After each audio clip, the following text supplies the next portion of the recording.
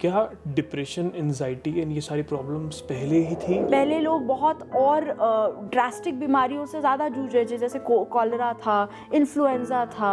आप जानते हैं स्पेनिश फ्लू ने कितना तहलका मचाया हुआ था। पहले आई डोंट थिंक सो लोगों को पता भी था कि ये एग्जिस्ट भी करती। कहीं कुछ भी होता है तो लोग इजीली डॉक्टर्स को ब्लेम कर देते हैं। कंसर्न्ड अथॉरिटीज़ भी हमारे लिए स्टैंड नहीं लेते हैं। अभी बैक ऑफ द शूट मिले थे तो आपने बताया था कि अभी आपकी कलीग्स ने कुछ सुसाइड्स करी हैं। मैं एक बच्चे के साथ मिला, he was 13 years old and he told me कि उनके घर में आग लगी थी एंड उसके मम्मी एंड पापा उसके सामने ही उनका डिमाइस हो गया। मतलब एक हफ्ते तक मैं सोचता रहा कि यार बच्चा अभी किस स्टेट में हुआ एंड वो अभी अनाथ आश्रम में कैसे डील कर रहा होगा लोगों के साथ।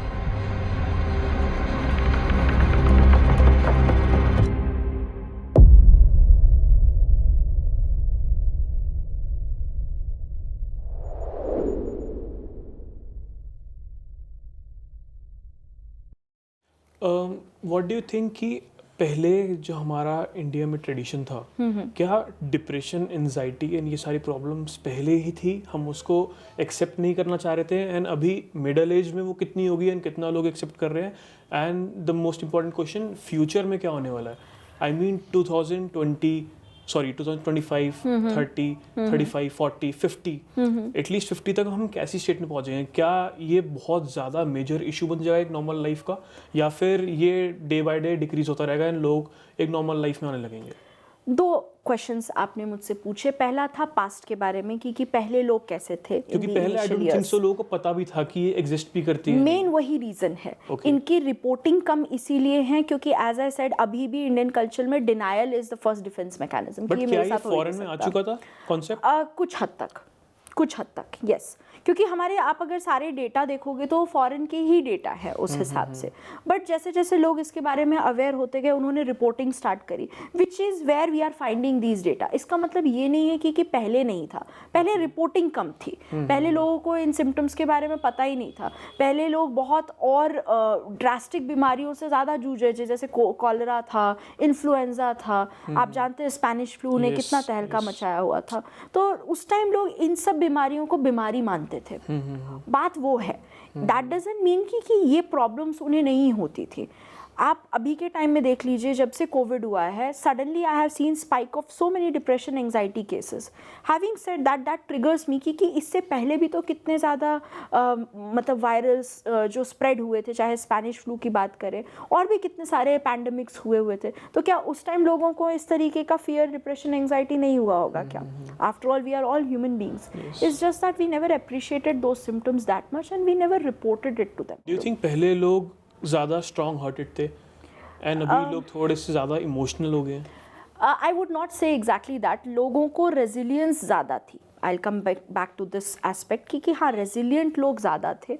दे would take this as an opportunity, as a challenge, और वो अपने आप को पुश ज़्यादा करते थे उस चीज़ के लिए, क्योंकि they were all very driven by the different difficulties around the family members, around the environment, around their culture.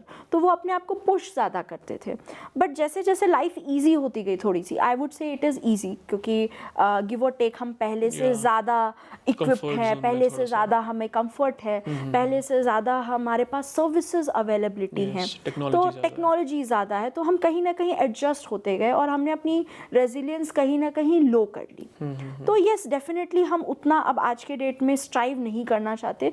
उसके अलग रीजन से, क्योंकि हमारे पास जैसे जैसे ये चीज़ें एडवांस होती गई, हमारे पास डिफरेंट सॉर्ट ऑफ चैलेंजेस आ गए। हमारे चैलेंजेस ही बदल गए। हमें अपने आप को स्ट्राइव करना है, कॉम्पिटिटिव रखना है, अवेयर रखना है। That has also become a challenge. अगर आप आज के डेट में अवेयर नहीं हो तो you are not socially compatible with other people. तो वो सारी चीज़ें भी हैं। तो हमें इन सारी चीज़ों से डील करना है। पहले ये सब इतना ज़्यादा प्रेशर नहीं होता था। तो हैविंग सेड दैट, कंफर्ट आया, उसके साथ साथ pressure to remain compatible with these growing aspects also increased. तो उससे कहीं ना कहीं हमारा resilience जो है वो कम हो गया। Is that good for us or not? Bad, very bad for us. Reason being कि हम जो हमारा innate tendency था जिस हिसाब से डील करने का, जिस हिसाब से ग्रो करने का, कहीं ना कहीं हम उसमें चूक रहे हैं। We are not tapping on the right potential inside us. तो मुझे वो लगता है, और वो आजकल के बच्चों में भी रिफ्लेक्ट होने लग गया है। पहले लोग फैमिली वैल्यूज़ और फैमिली एस्पेक्ट्स को ज़्यादा प्रायोरिटी देते थे। आजकल के टाइम में जो है वो उनको अपना कंफर्ट भी चाहिए एंड साइमल्टेनियसली फैमिली इश्यूज़ और फैमिली मैटर्स को भी डील करने का स्ट्रेंथ चाहिए। तो समवेयर आई फील कि वो बैलेंस जो है वो कहीं ना कहीं फॉल्टर हो जाता है, because you have to do again multitasking इस चीज़ को अकोमोडेट करने के लिए। और एक होराइजन और एक बैंडविड्थ सबकी अपनी अपनी एक लिमिट होती है उसकी, और हम कंटिन्यूसली ये कोशिश करते हैं कि हम कैसे उस बैंडविड्थ को एक्सपैंड करते रहें, तो कहीं ना कहीं हम उसमें जो है वो एक बैलेंस लूज़ कर जाते हैं, which is why this is happening। और आने वाले टाइम में भी it is going to get tougher and Yes, tougher। I think the major question Yes। कि 2050 में क्या होने वाला है? It's going to get tougher, I believe so, because information overload, technology overload, और जिस हिसाब से जनरेशन इवॉल्व कर रही है, उनको इस बात से कोई फ़र्क नहीं पड़ता कि हमारे फैमिली मेम्बर्स क्या सोचते हैं या बाहर के लोग क्या सोचते हैं। They are just running in that rat race. They are getting more selfish. Self-centered. Selfish will be little derogatory here. Are we adapting the foreign culture and concept? Absolutely.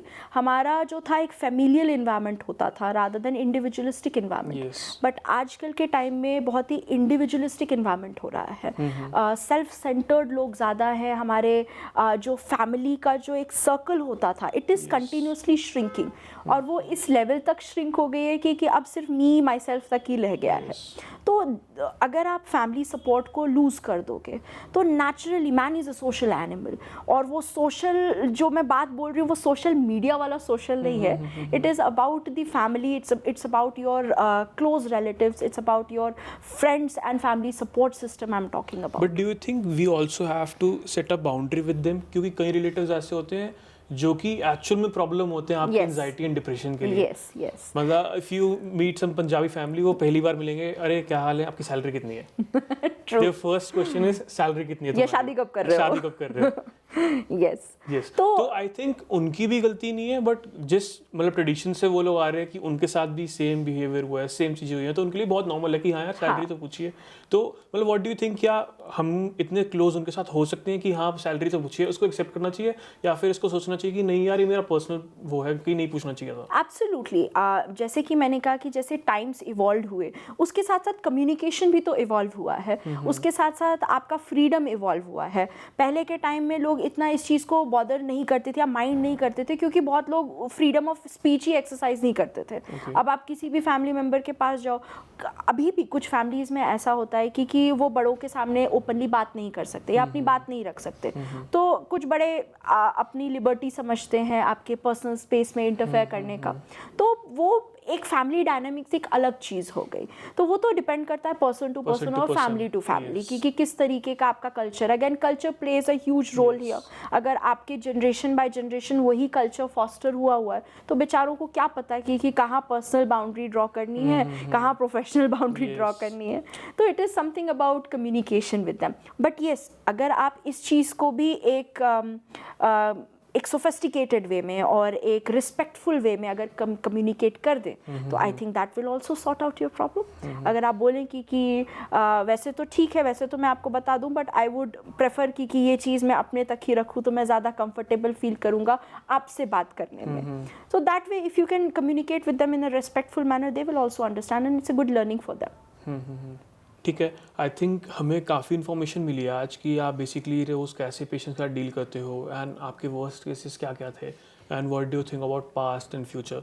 But अभी एक एज अ नॉर्मल पर्सन आप रोज़ इतनी सारी चीज़ों के साथ deal करते हो, बेसिकली आपने किसी के लाइफ के बारे में जान लिया कि यार एक्चुअल में साथ हुआ क्या बचपन से और ये कैसे जी रहा है, उसके बाद आपको रात को नींद कैसे आती है? How do you sleep at night after knowing all these things? ये बहुत ही इंटरेस्टिंग क्वेश्चन है, और कई बार मुझे फैमिली मेम्बर्स भी बोल के चले जाते हैं कि मैम आपने तो इतने लोगों का सुन लिया, अब आप रात को सोओगे कैसे? तो जैसा कि मैंने कहा कि हम लोग इमोशनली ऐसे अटैच नहीं होते। During the course of our learning हमें ये सिखाया जाता है, हमें ये ट्रेन किया जाता है इस चीज़ के लिए कि never let it to your heart, empathize with the patient, have sympathy for the family members। उसमें आपका एक स्किल आ जाता है कि आप उनसे डील कर पा रहे हो, लेकिन कभी भी उसको अपने ऊपर हावी मत होने दो। एंड ये कहना बहुत आसान है क्योंकि कुछ केसेस ऐसे आते हैं जो आपको अंदर तक थोड़ा सा हॉन्ट करते हैं, but then in that case I have a beautiful family, I talk to them अगर मुझे लगता है कि मुझे कोई चीज़ हर्ट कर रही है या कोई चीज़ मुझे प्रॉब्लमेटिक मेरे लिए हो रहा है उसको डील करना. So I discuss with them in a very subtle manner about my feelings, not disclosing about the patients of course, but मैं अपनी फीलिंग्स उनके साथ एक्सप्रेस करती हूँ and I feel good, they are very supportive. And one thing which I foster on a regular basis, not to discuss too much about my work once I am home. So this has helped me a lot over the years. But I think back of the mind में ये चीज़ें चलती रहती हैं. जैसे अभी I recently went to Delhi, उसमें एक अनाथ आश्रम में गया था. So मैंने 1-to-1 एक बार सबसे बात करी कि बेसिकली वो यहाँ पे आए कैसे, क्या क्या इंसिडेंट हुए उनके साथ. तो मैं एक बच्चे के साथ मिला, he was 13 years old and he told me कि उसके पेरेंट्स उसके सामने जल गए. उनके घर में आग लगी थी एंड उसके मम्मी एंड पापा उसके सामने ही मतलब जल गए एंड उनका डिमाइस हो गया. एंड अभी ही वॉज इन अनाथ आश्रम एंड उसमें अभी वो लोग मतलब उनका टेक केयर कर रहे हैं, बाकी सारी चीज़ चल रही हैं.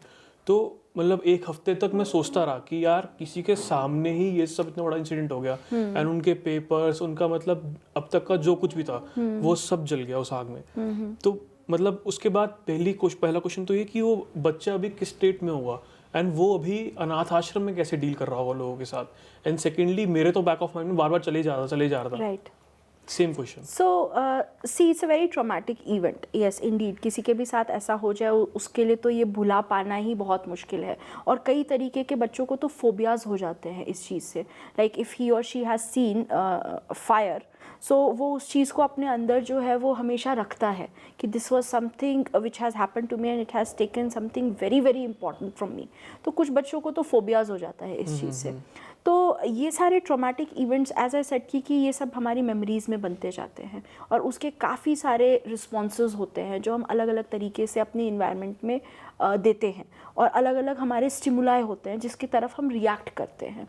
तो having talked about this particular child, तो इसके लिए तो काफ़ी ट्रॉमेटिक रहा है ये चीज़. और आई कैनॉट से कि कब तक उसको टाइम लगेगा उस ट्रॉमा से निकलने में, या वो कभी लाइफ लॉन्ग इस ट्रॉमा से निकल भी पाएगा या नहीं. मेजॉरिटी ऑफ द केसेस में बहुत मुश्किल होता है. मैंने बहुत ही कम केसेस ऐसे देखे हैं जो पूरी तरीके से इस चीज़ से इवॉल्व हो जाते हैं.